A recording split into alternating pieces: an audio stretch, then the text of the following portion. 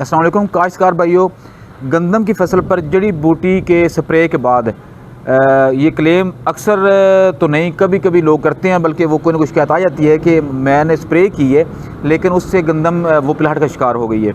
उसकी दो तीन वजूहात हैं, आपने उसको ओवरकम करना है, ख़त्म करना है, कंट्रोल करना है, फिर ही आपकी फसल बेहतर रहेगी।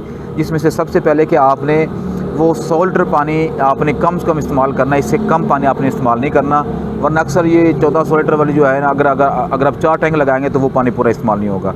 दूसरा, आपने कहीं उसको रिपीट नहीं करना। तीसरा, आपने क्या करना है, आपने उसकी पहले कैलिब्रेशन कर लेनी कि मैंने वो किस तरह से वो मतलब कितने एरिया पे कितना पानी लगेगा, तो वो भी ज़रूरी है।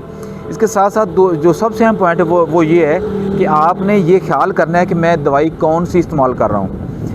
मिसाल के तौर पर अगर आपने बारीक पत्ते और चौड़े पत्ते वाली अगर दवाई इस्तेमाल कर रहे हैं तो आपने वत्तर का ख्याल रखना है कि वत्तर इंतहाई मुनासिब हो, बिल्कुल कम हो। चौड़े पत्ते वाली अगर आप दवाई इस्तेमाल करें तो उसके लिए वत्तर का होना ज़रूरी है, तो उसमें अच्छा वत्तर में अगर आप करेंगे तो वो उसका रिज़ल्ट अच्छा आएगा।